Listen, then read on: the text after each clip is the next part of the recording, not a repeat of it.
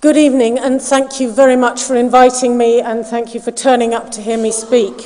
This is the first time I've stood as a candidate in a general election, though I have stood in several local elections. I've lived in Only for nearly 34 years. I was trained as a classical musician, and I still work as an arts and education consultant, and I'm a conductor. I conduct the Open University Orchestra, so most of you know my back view rather better. I've been interested in green issues since I was a child.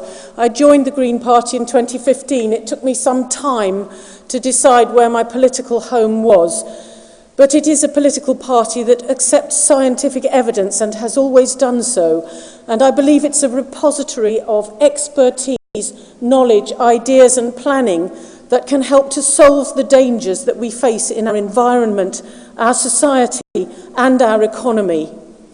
I do fear that our country is in a terrible mess. The domination of politics by the two-party system has failed us.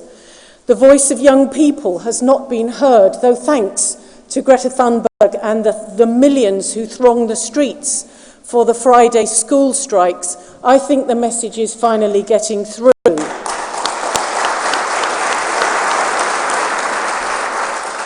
We live in a rich society where people are badly paid and cannot afford a decent place to live. Our NHS, our schools and our other public services are being sold off and neglected, and I do not believe that Mr. Trump is not interested in the NHS. I do believe that the Green Party has a solution to this mess. We are for remaining in Europe, one reason being that climate breakdown knows no borders. We want a people's vote on Brexit, and we are the only party committed to being carbon neutral by 2030.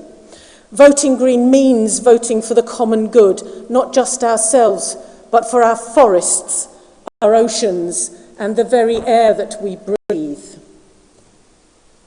If I am elected, my priority would be to Milton Keynes, because that is where you have to start, on your own doorstep, with the people you live with the people you speak to and talk to every day, and with the people who share the problems that you and they face as they go about their daily business. The idea that this wonderful assembly is not one of the best resources that an MP could have is absurd. It's a treasury, your minds, your brains, your experience, your hearts. As an MP, to have this resource to fall back on, to consult with, and to be part of, and to humbly listen to, is an absolute miracle. Such an assembly should happen everywhere, in every town, in every city in the UK. When it comes to your pledges, I was so interested to hear the different campaign speeches. I'm really happy to say that we have a whole section in our manifesto on tackling discrimination, hate crime. We would actually make misogyny a hate crime. That line is actually in our manifesto. We would confront racism, anti-Semitism and prejudice wherever we can. We would look at issues like school exclusion and the biased experience that certain groups have when it comes to criminal justice. We would aim to reform refugee policy and to work with Europe to re-establish the sea rescue so that people will not die on our seas. We also aim to close the loopholes that allow wealthy employers to skim all the money off rather than paying their people properly. 0 hours contracts would be a thing of the past. We would give gig workers key rights such as job security, sick leave, holiday pay and pensions.